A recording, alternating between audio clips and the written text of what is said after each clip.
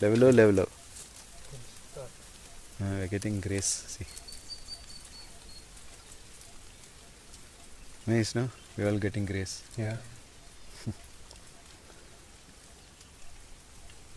Beautiful.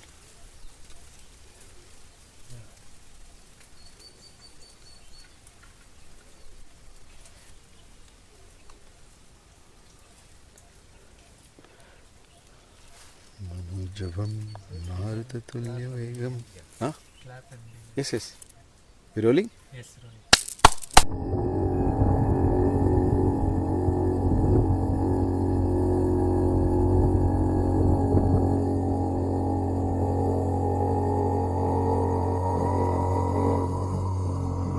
There's a lot of stories, I mean not stories but his itihasa of these greats visiting those lands, and like for example Agastya, there is an Agastya Malai in Kerala in the Western Ghats. Yes.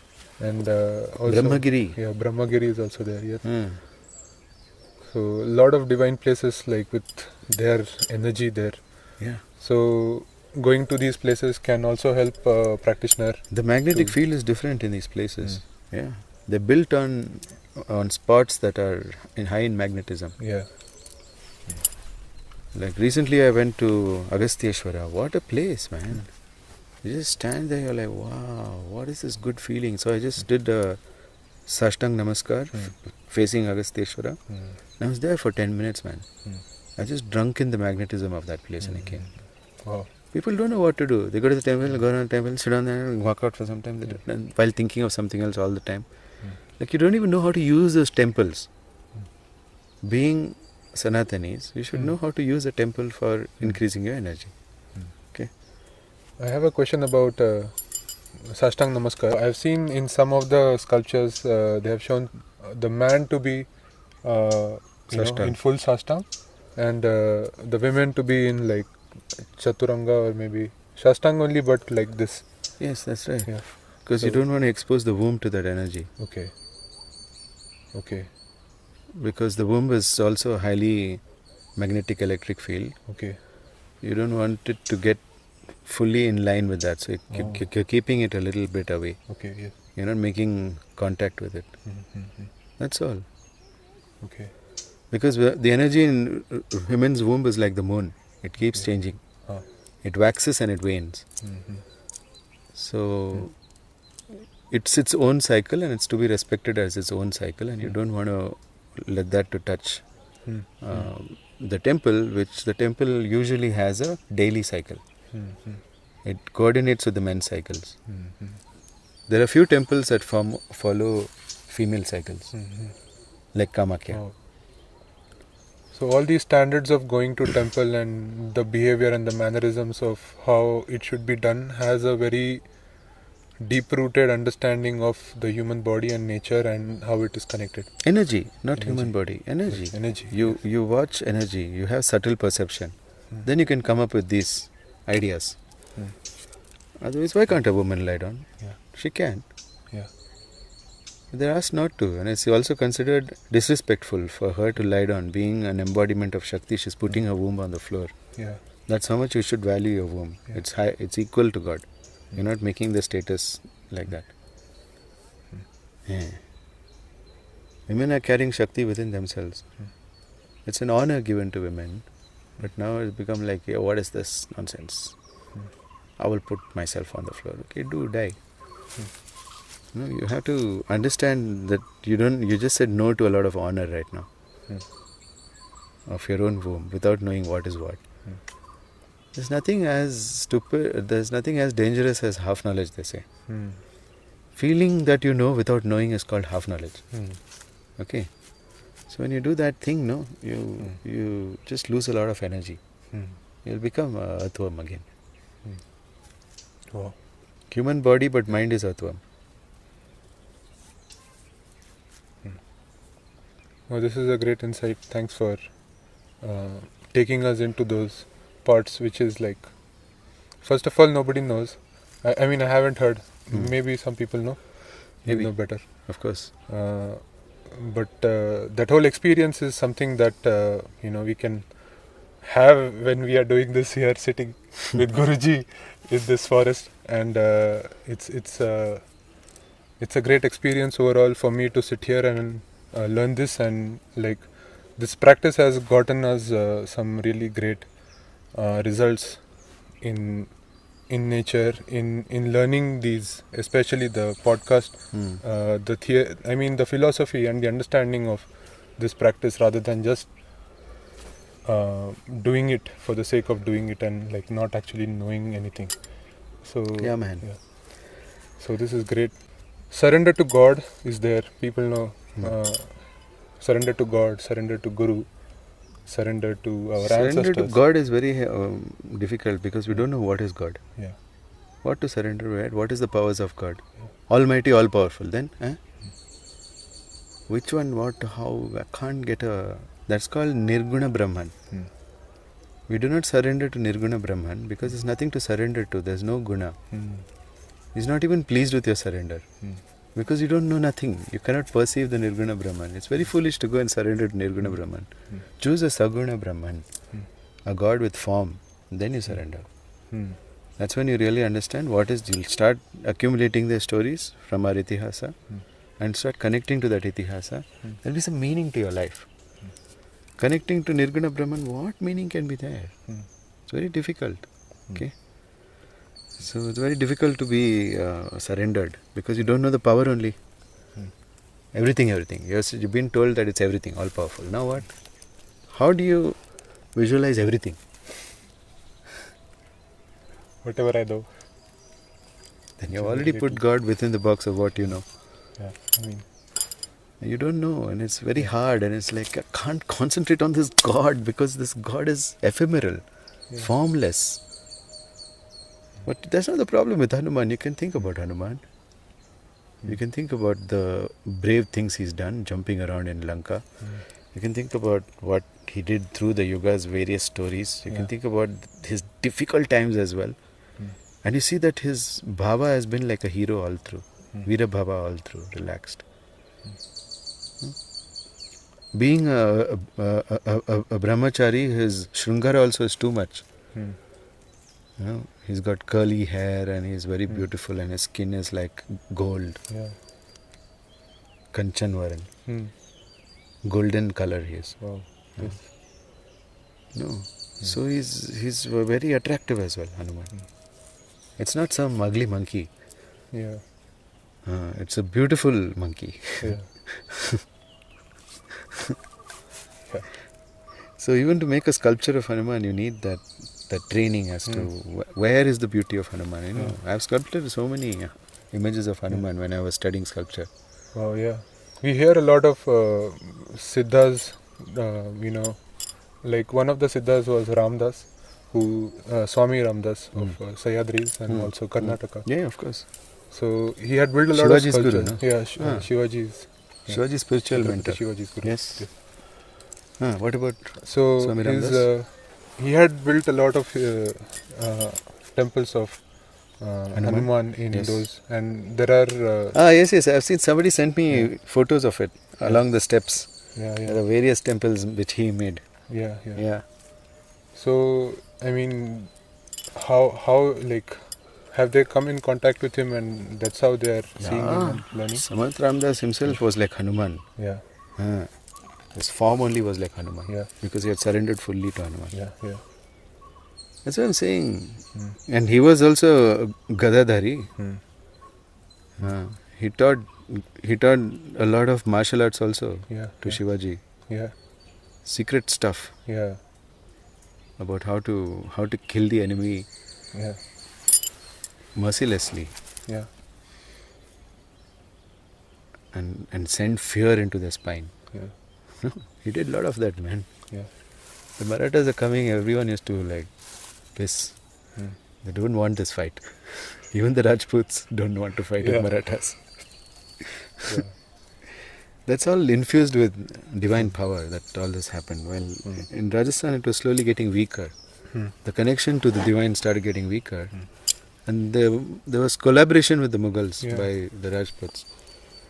Because they lost their spiritual connection. The Gurus died.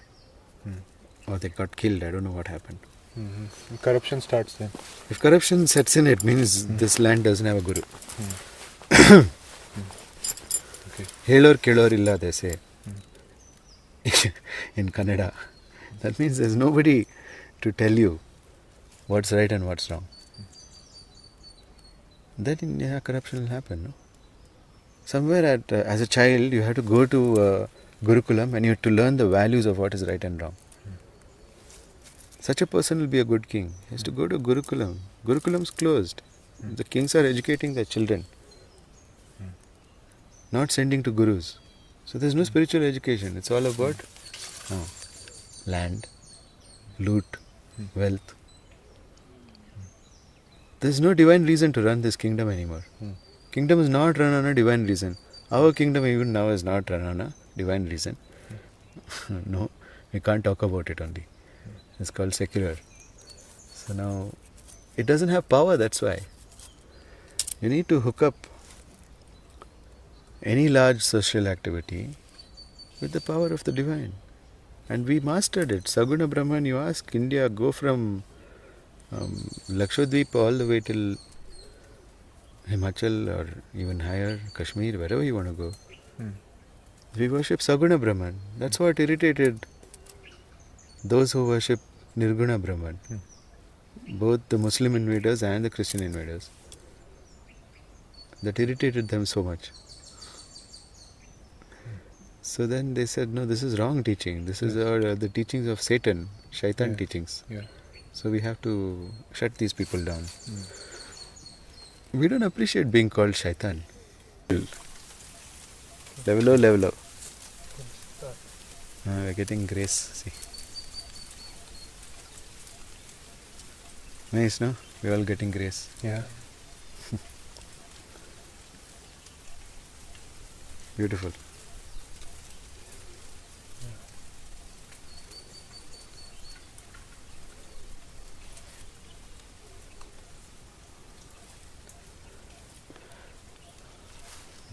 Javam Maruta Tulya Vegam. Huh? Yes, yes. You rolling? Yes, rolling. With your permission, I wanted to ask you the meaning of a stotram, Manojavam Maruta Tulya Stotram. It's not a stotram. It comes from the Ram Raksha Stotram. Okay. So those who read the Ram Raksha Stotram, they'll be able to get the protection of Hanuman. Okay. Because there is Ram Kavach. Okay. And you install a different quality of Ram in different places in your body. And after that there's some praise where you start seeing the heroic story. And then finally towards the end this comes. So if you chant the whole stotram, you would actually get closer to Hanuman's grace. Okay. Because you can visualize what that is.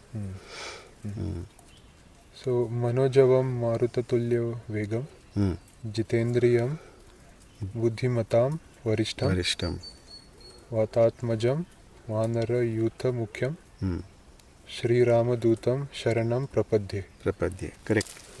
That's there's just one of the verse. So this was written by Vishwamitra, and in that he calls himself Buddha Rishi or something. Okay. But it is Vishwamitra. We find out from other texts who he was, where he gives his introduction. So Vishwamitra himself became a Brahma Rishi. He was a human being who became a Brahma Rishi, and he found it important. He's Vishwamitra. Okay. He's the friend of the universe. So he thought I should document this and keep this one stotram for people to read. He's the one who also gave us the Gayatri mantra, which is some people consider it the most powerful mantra in the whole Vedas. Right? His name is also being mentioned in the Ramayana. Vishwamitra? Yeah. He was one of Ram's gurus, I think. No, Vashishta was. Vashishta. Okay. Vishwamitra and Vashishta were rivals. Oh, okay. Because he wanted to become a Brahma Rishi like Vashishta so that he can afford what Vashishta is able to afford. He saw that Vashishta's spiritual power is way beyond his power as a king. So he wanted that power. And he wanted Kamadhenu. Kamadhenu would not stay with him. So he wanted Kamadhenu, the wish-fulfilling cow. You can go and ask her anything and she'll fulfill your wish. Okay. So he was trying his best, and then he attacked Vishwamitra and he attacked Vashishta, and he got badly defeated. Then he came back like for round 2, and he said, when I become worthy, I will take Kamdhenu. And I think finally he gives Kamdhenu to him. I'm not sure how the story ends. I don't remember. But that is Vishwamitra. So when he gives you something, take it seriously. Because, and this is, he's called himself Buddha Rishi, means it's really fast acting. Buddha is Mercury. So it's really fast acting. Okay. So those who learn the Sri Ram Raksha Stotram, you can protect yourself from anything. Okay. Those who are worrying that I'm being attacked, I have this and that on me, somebody's done jadoo, tona, black magic on me. Okay. When you have all these fears, if you just read Sri Ram Raksha Stotram with faith, everything will get cleared, your energy will get cleared. It's that powerful. So, this particular one is also very powerful 4 lines. Okay. Manojamam Marutatulya Vegam. So, you are comparing, you're telling Hanuman that your mind and your speed are equivalent to the wind.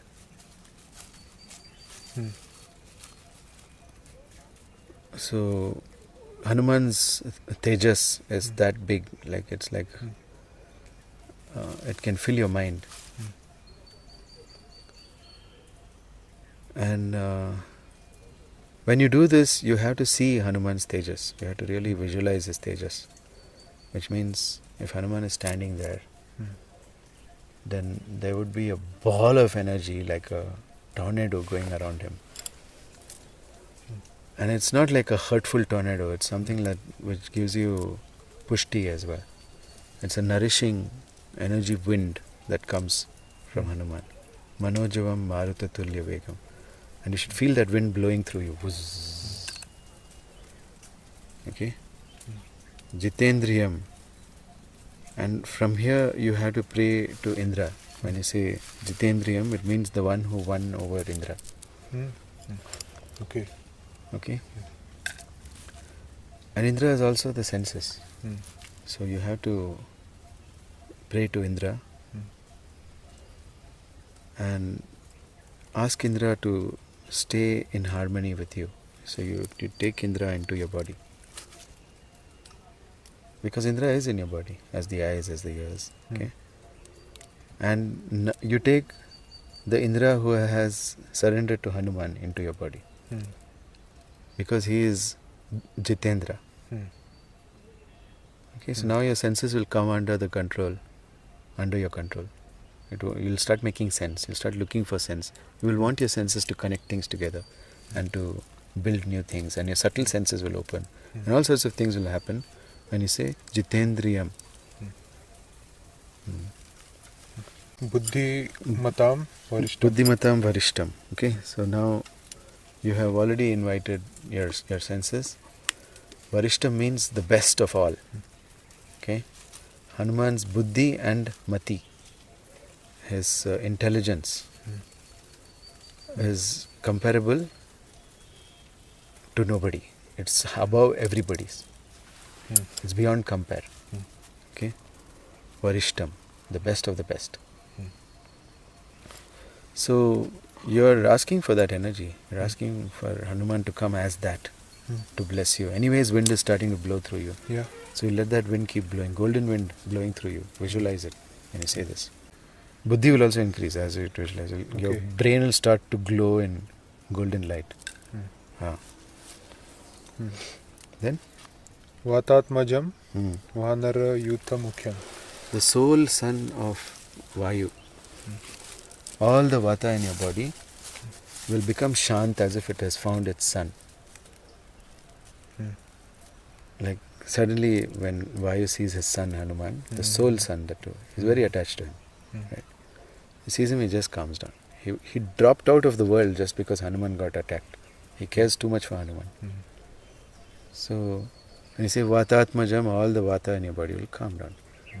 Then your Rajasic nature will calm down. You'll become largely Tamasic. 95% Tamas plus 5% Rajas is the formula for Sattva. 100% Tamas, you'll become a lazy lout. And 100% Rajas, you will burn out. But if you keep the Rajas 5% and the Tamas 95% is just observing, sharpening the axe. It's crazy because Abraham Lincoln knew this ratio. He said, if I had 8 hours to cut a tree, I would spend 6 of them sharpening the axe. Our ratio is little more. It's 95. Okay, we would sharpen the axe for 95% of the time, and then just cut the tree. So that sharpening the axe is also an action, but it's a tamasic action. Rajasic action is cutting the tree. Sharpening the axe is tamasic action. You need to do more tamasic action. Read a book, learn things. That's what you should be doing. Not hustling, making content, throwing things out. Until you don't even know anything. What content, man? People run out of content because they have nothing to talk about.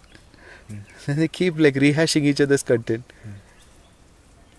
The urge to be productive with limited knowledge is too much in content. Because knowledge drives content. If you don't have any knowledge, what content can you make? Unless you're doing art content, then it's infinite. If you're doing art content, there's infinity in art, because art is also divine.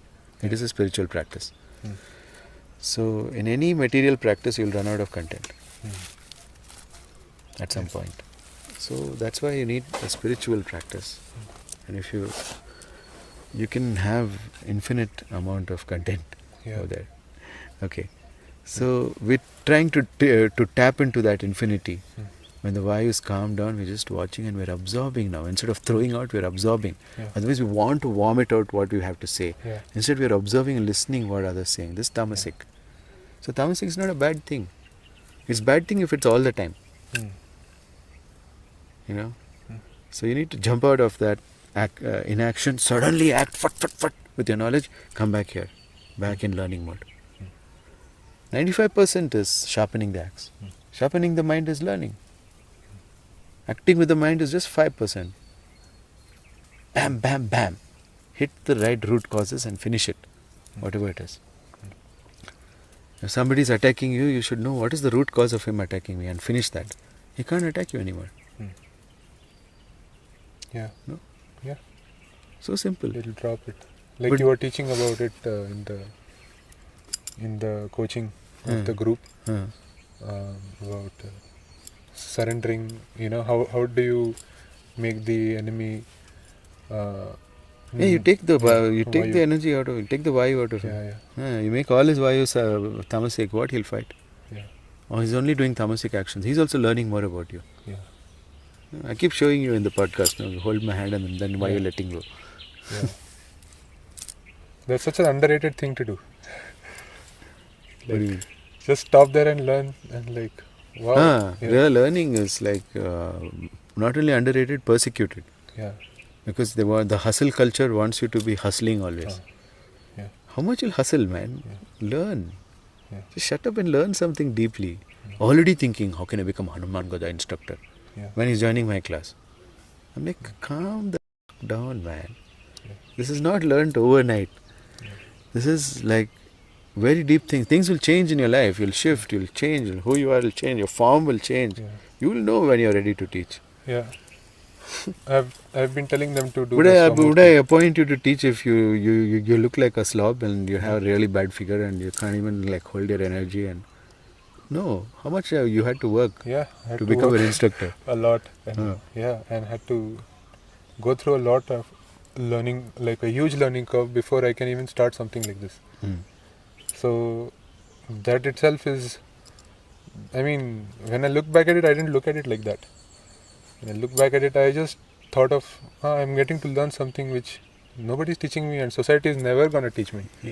So the last part was Shri Ramadutam Sharanam Prapadye. Why is Hanuman called Ramdut? Because he took Rama's jewelry to Sita to show her that we know where you are and we are coming for you. But he offered her also, come Mata, let's go back. sit on me and we'll just go back. Hanuman thought that was a good idea to end the war. Yeah. But Sita said, no, I won't go back. What's wrong with Sita, right? To risk the life of thousands and millions of people. Because the death of Ravan is the goal. It's not to leave Ravan alive anymore. His time has come. Vishnu has been born to kill him. She's also aware. She has the big picture, man. Yeah. She says no. And Hanuman doesn't question. If the wife of his lord says no, it's no. He says, okay, I'm coming back. He doesn't argue with her anymore. And he says, it must be something that I don't understand beyond my knowledge. And he said, cool, I'll come. But Hanuman also had Sri Ram's energy, so he also could see, when he spoke it only, he realized, what have I done? Yeah, sorry for that offer. And then he goes, because that's how it is. That's how spectacular your communication can be if you tune into the divine. You'll know before something whether this is going to happen or not, and that's the secret of tamas. Tamas gives you deep intuition and insight about what's happening around. Intuition is just your senses working. People call it intuition now as if it's some fancy thing. Many ask me, how can I develop my intuition? It's just your senses. Because you have to take Indra inside you. Okay, so use this stotram, take Indra inside you, develop your subtle senses. And now, the Dhutam part. She gives him another ring to take to Sri Ram to assure him that Hanuman is not lying, right? He could have gone somewhere and said, yeah, I saw Sita Mata, she refused to come, Then it will be in Ram's heart, is it real? Did it happen? Yeah. So to avoid all that natak, she gave one of her jewels. She said, take this to Ram. So that he knows I'm here and I'm waiting. So it was two-factor authentication. Okay? So now you understand. How many of you are doing this kind of dhutam business of really validating and approaching something like you don't know, being open to suggestions and rewiring yourself and changing plans? Doesn't it sound like the nervous system? It's already always rewiring. Things are flying from here to there and things are just rewiring, okay? So you can think of Hanuman as that. When Hanuman gets in, there's a Hanuman Nadi which opens. Okay? That I can't teach, it's very secret. But if you can open that Hanuman Nadi and Vayu starts moving inside that, you'll have this ability to rewire things. Just not only inside yourself, even in nature. Things will start to rewire because you have the grace of Hanuman. Okay? So, that's what it is.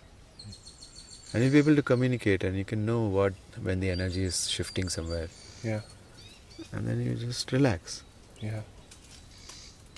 There's so much changes happening in these environments only, like how around much is us. changing, no? So imagine the nerves inside us, how's the environment? It's So much shade, shadow now. You have taught us this mantra also, Yad Bhavam Tad Bhavati. Like, that's like some really profound learning experience for me. It's a very important mantra. Yad Bhavam Tad Bhavati. Whatever emotion you can afford, that is going to be your reality. You can't see reality without the lens of your emotion. Yad Bhavam Tad Bhavati. What you see is according to how you feel emotionally. Improve your emotion if you want to see better. If you want better things to happen, improve your emotion. Amazing. So thank you for explaining the meaning of this mantra. I wanted to ask you who should chant it, who shouldn't chant it, and how many times and when anyone to can chant it, but no use just chanting it. Please watch the video again and see what the visualization is that goes along with the mantra. And understand that you need to just know that you're taken care of and let it happen. There will be a lot of changes if you expose yourself to the golden winds of Hanuman. So your brain will increase, your health will come back, lots of things will happen. There have been people who have been just chanting Jai Marut Nandan, which I taught a couple of podcasts back. And they've recovered from so many health issues. They're telling me, I had these big problems, Guruji, and then I started chanting every day 108 times. And I started recovering from my health issues. Wow. So lots of people are recovered from their health issues, which otherwise would have taken them days to recover, using just that mantra. Yeah. Imagine if you bathe yourself in the golden light of Hanuman with this mantra. You will recover very, very fast from many things. Yeah. See, these things are free that anyone can do. Vishwamitra gave it means there is no restriction on who can do it. Because he's the friend of the universe. He's given it like that. So just do. Don't hoard the work of Vishwamitra. It's everybody's. Anybody can do. I don't care who you are. You can do. You had mentioned if you surrender to Hanuman, he blesses you. He gives you Mahasiddhis and Astamahasiddhis. So what's the... Ashtasiddhi now nidhi ke data. Yeah. He gives. Okay. What are these Ashtasiddhis?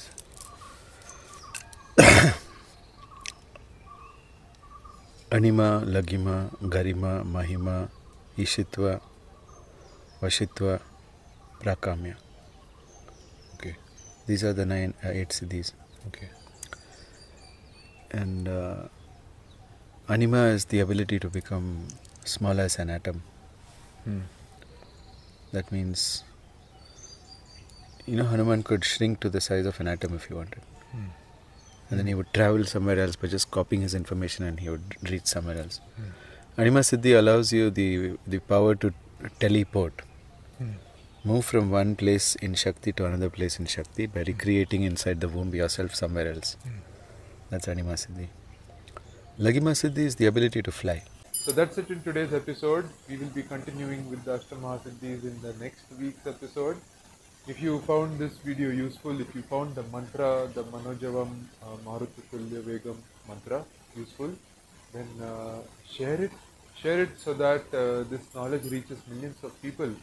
And that's what is needed in today's times. This knowledge is coming back now. There's a revival happening of real ancient divine Indian knowledge. And you can play your part by sharing it with others who really need this. And if you have been watching but you haven't yet subscribed to our channel, make sure that you subscribe and click on the bell icon so that you get a notification whenever the next time we release our episode. If you want to learn this ancient divine art like Guruji has been describing and learn to channel a lot of Vajra, a lot of lightning in your body and increase your energy field and become fabulous and be able to do hard things in your life, then make sure that you message me. The link is given below. Click on that link, it will take you to my WhatsApp, and I have given the template. Also, if you want to buy the Hanuman Gada from us, you can buy. These are really beautiful Hanuman Gadas. Use the same link to message me. These Gadas are made up of really premium wood and they have got a nice finish to them. These are designed by Hanuman Bhakt, who is really in tune with the energy while designing these Gadas. And these Gadas are also blessed by the Gurus and the deities, the Devatas of our Akhada. So if you're interested to buy, just click on the link and message me and I will take your order. And we'll ship it to you within 14 days. So thank you for watching. We'll see you again in our next episode. Keep practicing whatever has been shared, and if you have any questions, make sure to comment below. Thank you. Have a great day. Jai Hanuman.